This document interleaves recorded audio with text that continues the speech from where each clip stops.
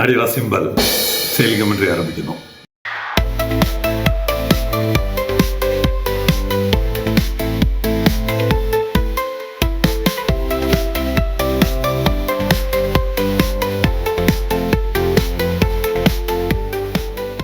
അങ്ങനെ ആദ്യത്തെ container booking ആയി, അതും അമേരിക്കയിലേക്ക്.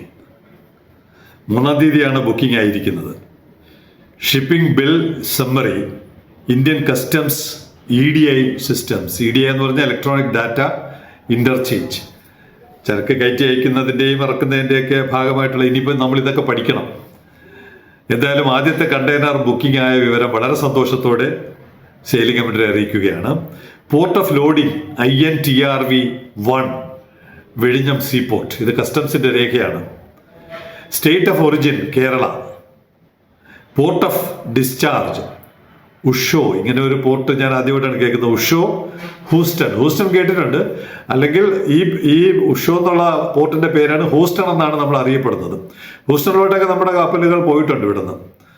എന്തായാലും അദാനി വിഴിഞ്ഞം പോർട്ട്, വിഴിഞ്ഞം തിരുവനന്തപുരം എന്നുള്ള പേരിൽ ആദ്യത്തെ ഡോക്യുമെന്റ് റിലീസായിട്ടുണ്ട്. Shipping bill summary. കൂടുതൽ വിവരങ്ങളുണ്ട്, എക്സ്പോർട്ടുമായി ബന്ധപ്പെട്ട കുറേ കാര്യങ്ങളുണ്ട്. അതൊക്കെ അവരുടെ എന്താണ് പറയുക, ക്ലാസിഫൈഡ് ഇൻഫർമേഷൻ എന്ന് പറയും. എല്ലാം അവർക്ക് പുറത്തുവിടാൻ പറ്റില്ലല്ലോ. എന്തായാലും അതിൻ്റെ ടാക്സ് റെമിഷൻ ഉണ്ട്. റോട്ടപ്പ് എന്നൊക്കെ നമ്മൾ ഈ ഗ്രൂപ്പുകളിൽ എപ്പോഴും കാണാറുണ്ട്. റോട്ടപ്പ് എന്ന് പറഞ്ഞാൽ remission of duties and taxes on export products. ഒരു സാധനം കയറ്റുമതി ചെയ്താൽ ഗവൺമെന്റ് കൊടുക്കുന്ന ചില ഇൻസെൻറ്റീവ്സ് ആണ്. അതെല്ലാം തിരിച്ച് ഇവർക്ക് കിട്ടുന്ന തുകയാണ്. അങ്ങനെയുള്ളതെല്ലാം ഈ ബില്ലിനകത്ത് വന്നിട്ടുണ്ട്. എന്തായാലും 18-ാം തീയതി കയറുന്ന കൂട്ടത്തിൽ ഇത് കയറുമോ എന്ന് ഇപ്പോഴും ഉറപ്പായിട്ടില്ല. എന്തായാലും ആദ്യത്തെ കണ്ടെയ്നർ ബുക്കായിട്ടുണ്ട്. അതുകൊണ്ട് തന്നെ നമുക്ക് വളരെയധികം അമിത ആഹ്ലാദമൊന്നും വേണ്ട, സന്തോഷിക്കാം. കൂടുതൽ കണ്ടെയ്നറുകൾ എങ്ങനെ ഇവിടെ എത്തിക്കാം എന്നുള്ളതിനെ കുറിച്ച് നമുക്ക് സംസാരിക്കാം.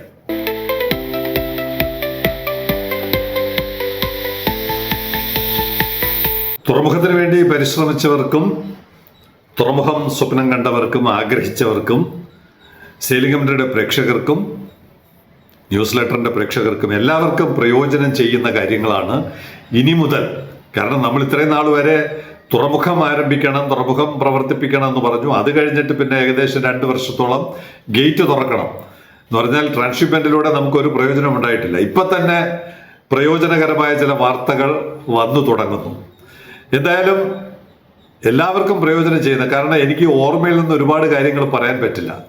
ഇതെല്ലാം നോക്കി എഡിറ്റ് ചെയ്ത് കറക്റ്റ് ചെയ്ത് തെറ്റ് തിരുത്തി എല്ലാം ന്യൂസ് ലെറ്ററിൽ വരും. അതുകൊണ്ട് നിർബന്ധമായും ന്യൂസ് ലെറ്റർ സബ്സ്ക്രൈബ് ചെയ്തേ പറ്റൂ. ഇതിൻ്റെ പ്രയോജനം എടുക്കണമെന്നുണ്ടെങ്കിൽ. എനിക്ക് ഇതെല്ലാം ഓർമ്മയിൽ നിന്ന് എടുത്തു പറയാനൊക്കെ ഉള്ള ബുദ്ധിമുട്ടുണ്ട്. ദ ഗ്രേറ്റ് റീറൂട്ടിംഗ് ഒരു ഇൻഡസ്ട്രിയിൽ നിന്നുള്ള, അല്ലാതെ നമ്മുടെ വെറുതെ വഴിയെ നടക്കുന്ന ആളുകൾ പറയുന്നതല്ല, ഇൻഡസ്ട്രിയിലെ പ്രധാനപ്പെട്ട ഒരു വക്താവിൻ്റെ ഒരു ലേഖനമാണ് ദ ഗ്രേറ്റ് റീറൂട്ടിംഗ്. റീറൂട്ടിംഗ് എന്താണെന്ന് അറിയണമെങ്കിൽ കഴിഞ്ഞ വർഷം ഏറ്റവും കുറഞ്ഞത് 67 ലക്ഷം കണ്ടെയ്നറുകൾ ട്രാൻസ്ഷിപ്മെന്റ് മാത്രം നടത്തിയിട്ടുണ്ട്.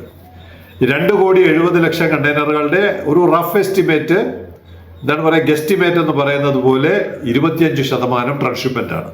അങ്ങനെയാണെങ്കിൽ ഏറ്റവും കുറഞ്ഞത് 67 ലക്ഷം കണ്ടെയ്നറുകളാണ് ഇന്ത്യയിൽ നിന്ന് 5, 6, 7 ട്രാൻസ്ഷിപ്മെന്റ് പോർട്ടുകളിലോട്ട് പോയത്. അതിൽ ബഹുഭൂരിപക്ഷവും തിരിച്ചു പിടിക്കുക എന്നുള്ളതാണ് നമ്മുടെ ലക്ഷ്യം. അതുകൂടാതെ ഒറിജിൻ ഇവിടെ നിന്ന് മാനുഫാക്ചറിങ് നടത്തണം, ഉൽപാദനം നടത്തുന്ന കണ്ടെയ്നറുകൾ കൂടണം. എന്തായാലും ഈ 67 ലക്ഷം കണ്ടെയ്നറുകളുടെ ബഹുഭൂരിപക്ഷവും ഇവിടെ നിന്ന് കൊണ്ടുവരാൻ, ഇന്ത്യയുടെ പല ഭാഗത്തു നിന്നും ഇങ്ങോട്ട് കൊണ്ടുവരാൻ നമുക്ക് എല്ലാവർക്കും കഴിയുന്ന തരത്തിൽ വലിയ ആനുകൂല്യങ്ങളാണ് നമ്മുടെ പോർട്ട് നൽകുന്നത്. വലിയ പ്രയോജനങ്ങളാണ്. തുകയിൽ ലാഭമുണ്ട്, ദിവസങ്ങളിൽ ലാഭമുണ്ട്. അതുപോലുള്ള പല കാര്യങ്ങളും നമ്മുടെ കയറ്റുമതി ഇറക്കുമതി കമ്മ്യൂണിറ്റിയെ അറിയിക്കാൻ നിങ്ങൾ ന്യൂസ് ലെറ്റർ ഫോർവേഡ് ചെയ്ത് കൊടുത്താൽ മതി. അപ്പം നിങ്ങൾ അവരെ കോൺടാക്ട് ചെയ്യും. ബാക്കിയുള്ള കാര്യങ്ങളെല്ലാം നമുക്ക് ഒരുമിച്ച് നമുക്കെല്ലാവർക്കും കൺസൾട്ടന്റുമാരായിട്ട് തുടങ്ങി പതുക്കെ നമുക്ക് ഇൻഡസ്ട്രിയിലോട്ട് കടക്കുന്ന തരത്തിലോട്ട് വരാം. അപ്പൊ അതിന് സഹായിക്കുന്ന ഒരു വിവരമാണ് ദ ഗ്രേറ്റ് റീറൂട്ടിംഗ് എന്ന് പറഞ്ഞ തിരുപ്പൂരിലെ കയറ്റുമതിക്കാരുടെ ഒരു ഇന്റേണൽ മാഗസീനിൽ വന്ന വിവരങ്ങളാണ്. How chronic congestion at the port of Colombo is rewriting south Asia shipping map and forcing the region towards വിഴിഞ്ഞം. എല്ലാ അനുകൂല ഘടകങ്ങളുമായിട്ട് വിഴിഞ്ഞത്തിന് വന്നിട്ടുണ്ട്. എല്ലായിടത്തും കൺസെഷനാണ്, കപ്പലുകൾ പോകുന്നതിന് സമയമെടുക്കുന്നു, തുകയിൽ വർധനവുണ്ട്, എല്ലാം കൊണ്ടും വിഴിഞ്ഞത്തിന് അനുകൂലമാണ്. 70% of India's transshipment cargo has historically run through Colombo. നമ്മുടെ ട്രാൻസ്ഷിപ്മെന്റിന്റെ 70% കൊളംബോ വഴിയാണ് പോയിക്കൊണ്ടിരിക്കുന്നത്. Container yards are choked. അവിടുത്തെ കണ്ടെയ്നർ യാർഡുകളെല്ലാം നിറഞ്ഞ് കവിഞ്ഞിരിക്കുകയാണ്. Container yards are choked with transshipment boxes spending up to 20 days on dock. 20 ദിവസത്തോളം അവിടെ ഇരിക്കുകയാണ്. Nearly 3 times the standard 1 week clearance window. നേരത്തേക്ക് അത് ഒരാഴ്ചയായിരുന്നത് ഇപ്പോൾ 20 ദിവസം എത്തി നിൽക്കുന്നു. ഇത് സാധൂകരിക്കുന്ന ഒരു ട്രാക്കത്തോൺ 31/7/26 കഴിഞ്ഞ മാസം 31-ന്, കഴിഞ്ഞ മാസം അല്ലല്ലോ, അതെ കഴിഞ്ഞ മാസം 31/7-ന് കൊച്ചിയിൽ നിന്നൊരു കണ്ടെയ്നർ 1-ാം തീയതി അടുത്ത ദിവസം എത്തി, 1/8-ന് അവിടെ എത്തി, കൊളംബോയിലെത്തി. പോകേണ്ടത് ലണ്ടനിലോട്ടാണ്. 1/8-ന് അവിടെ എത്തിയ കണ്ടെയ്നർ കപ്പലിലോട്ട് കയറുന്ന 22-ാം തീയതിയാണ്. 22/8-ന് ഏകദേശം 20-21 ദിവസം അവിടെ ഇരിക്കുകയാണ്. 21 ദിവസം അവിടെ ഇരിക്കുന്നു. അതിനിടയ്ക്ക് 3 കപ്പലെങ്കിലും TRVന്ന് ലണ്ടനിലോട്ട് പോയിട്ടുണ്ടാവും. കണ്ടെയ്നർ അപ്പോഴും കൊളംബോയിൽ ഇരിക്കുകയാണ്. ഫെലിക്സ് ലണ്ടനിൽ എത്തുന്നത് 14/9/27, സെപ്റ്റംബർ 14. അല്ല, ഓണത്തിന്റെ സാധനമാണ്. ഓണത്തിന്റെ സാധനം 14/9 എത്തിയിട്ട് കാര്യമില്ല. എന്തായാലും 48 ദിവസം എടുത്താണ് ലണ്ടനിൽ എത്തുന്നത്. ഇത്തരം സാഹചര്യങ്ങളെല്ലാം നമ്മൾ പ്രേക്ഷകരെ, അല്ല കസ്റ്റമേഴ്സിനെ, എക്സ്പോർട്ടേഴ്സിനെ ഒക്കെ അറിയിച്ചാൽ തീർച്ചയായിട്ടും ഈ 67 ലക്ഷം എന്ന് പറയുന്നതിൽ ഒരു കണ്ടെയ്നറെങ്കിലും കിട്ടിയാൽ അത്രയും മെച്ചമാണ് നമുക്ക് ഓരോരുത്തർക്കും. അതിന് അത്തരം വിവരങ്ങളെല്ലാം പഠിക്കണം, നമ്മൾ മനസ്സിലാക്കണം. ആവർത്തിച്ച് കുട്ടികൾ കാണാപ്പാഠം പഠിക്കുന്നത് പോലെ ദൂരം, സമയം, ലാഭം ഇതെല്ലാം പഠിച്ച് നമ്മുടെ സുഹൃത്തുക്കളെ വിവരങ്ങൾ അറിയിച്ചാൽ കണ്ടെയ്നറുകൾ പതുക്കെ ഇങ്ങോട്ട് വന്നു തുടങ്ങും. For the Tiruppur Coimbatore Madurai belt running in the mid 50,000 70,000 TEU A month. ഒരു മാസം കോയമ്പത്തൂരിൽ നിന്ന്, തിരുപ്പൂരിൽ നിന്ന്, മധുരയിൽ നിന്നും ഒക്കെ ജനറേറ്റ് ചെയ്യപ്പെടുന്നത് 50,000 70,000 കണ്ടെയ്നറുകളാണ്. More than 40% of the cargo that once moved through Tuticorin and Kochi out of the Tirupur-Coimbatore belt has already shifted to Navasheva. ഇവിടെ നിന്നെല്ലാം പോയി കഴിഞ്ഞു. കൊച്ചിയിൽ നിന്നും തൂത്തുക്കുടിയിലും ഒക്കെ പോയിക്കൊണ്ടിരുന്നവരെല്ലാം മാറ്റി ഇപ്പൊ JNPT നവശേവയിലോട്ട് പോയി. ഏകദേശം 600-700 കിലോമീറ്റർ ട്രക്കിൽ യാത്ര ചെയ്ത് നവശേവയിലോട്ട് കൊണ്ടുപോവുകയാണ്. JNPTയിലോട്ട് കൊണ്ടുപോകുന്നത് കൂടുതൽ കപ്പലുകൾ വേഗത്തിലെത്തും എന്നുള്ള ധാരണയുടെ അടിസ്ഥാനത്തിലൊക്കെയാണ് പോകുന്നത്. സത്യം എന്താണെന്ന് നമുക്ക് മാത്രമേ അറിയാവുള്ളൂ. എന്തായാലും അതിനൊരു മാറ്റം വരും എന്നാണ് തിരുപ്പൂരിലെ ഈ ലേഖനം നമ്മളോട് പറയുന്നത്. 18-ാം തീയതി മുതൽ തുടങ്ങുന്ന സർവീസിനെ സഹായിക്കുന്ന പല വിവരങ്ങളും നമുക്കിപ്പോൾ ലഭിക്കുകയാണ്. MSC വെർജീനിയ ഇന്നലെ നമ്മുടെ ഇവിടെ നിന്ന് തിരിച്ചു.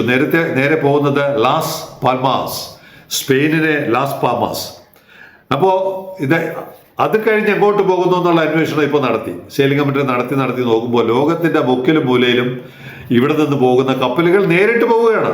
നേരിട്ടാണ്, ട്രാൻസ്ഷിപ്മെന്റ് അല്ല. ലാസ് പാമാസ് എന്ന് പറഞ്ഞാൽ ലാസ് പാമാസ് കഴിഞ്ഞ് ഈ കപ്പൽ എവിടെ പോകണമെന്നാണ് അന്വേഷിക്കുന്നത് നമ്മൾ.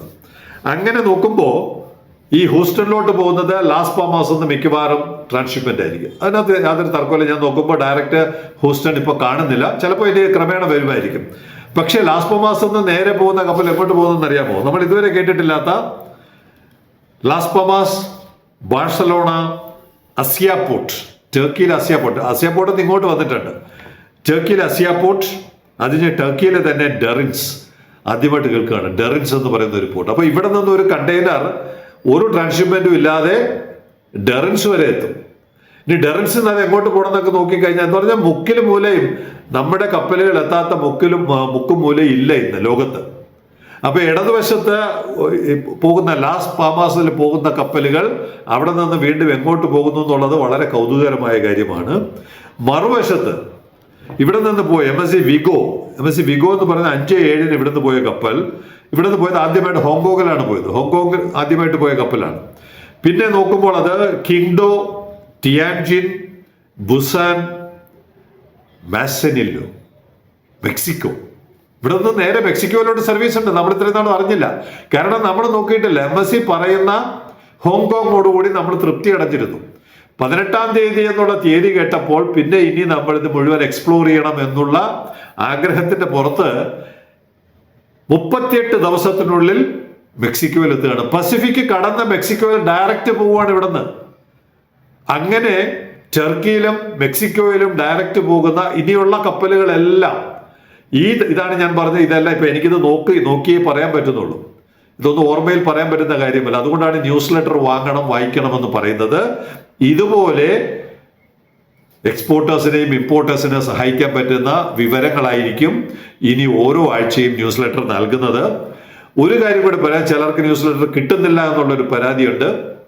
അങ്ങനെയുള്ളവർ ദയവേത് അറിയിക്കുക. ഈ ബ്രോഡ്കാസ്റ്റ് ഫോർമാറ്റിലാണ് ഇത് അയക്കുന്നത്. അതുകൊണ്ട് ചിലപ്പോൾ വാട്സാപ്പ് അത് ക്യാരി ചെയ്യാത്തതായിരിക്കാം. അങ്ങനെ ആർക്കും കിട്ടാതിരിക്കുക, സബ്സ്ക്രൈബ് ചെയ്തവർക്ക് ഒരു കാരണവശാലും കിട്ടാതിരിക്കരുത്. ആ വിവരം കൂടി നൽകണം. എന്തായാലും ഇനിയുള്ള ഓരോ ദിവസവും വളരെ വളരെ ആശാവഹമായ പ്രവർത്തനങ്ങളായിരിക്കും നടക്കുന്നത്. ഇപ്പൊ തന്നെ മുണ്ട്രയിൽ നിന്ന് വന്ന ഒരു കണ്ടെയ്നറിൽ എൻജിൻ ഓയിൽ ആണെന്ന് തോന്നുന്നു. ആ ഓയിൽ ലീക്ക് ആയത് കാരണം ആ കണ്ടെയ്നർ പുറത്തെടുത്ത് അതിനകത്തുള്ള കണ്ടെയ്നറുകൾ വെൽഡ് ചെയ്ത് അതിൻ്റെ അറ്റകുറ്റപ്പണി മാറ്റാനുള്ള ഒരു സബ് കോൺട്രാക്ട് വിമാക്കിന്റെ ഒരു പ്രവർത്തകന് സബ് കോൺട്രാക്ട് കൊടുത്ത വിവരവും പ്രസന്റേഷന് തുടങ്ങുന്നതിന് മുമ്പ് എനിക്ക് ലഭിച്ചു. അതാണ് ഞാൻ പറഞ്ഞത്, ഇനിയുള്ള ദിവസങ്ങളിൽ ഗേറ്റ് തുറക്കുന്നതോടുകൂടി ഇതുപോലുള്ള ഓക്സിലറി പ്രവർത്തനങ്ങൾ ധാരാളം നടക്കും. സെയിലിംഗ് കമന്ററി നിർബന്ധമായിട്ടും കാണുക, അതുപോലെ തന്നെ നിർബന്ധമായും ന്യൂസ് ലെറ്ററും കാണുക.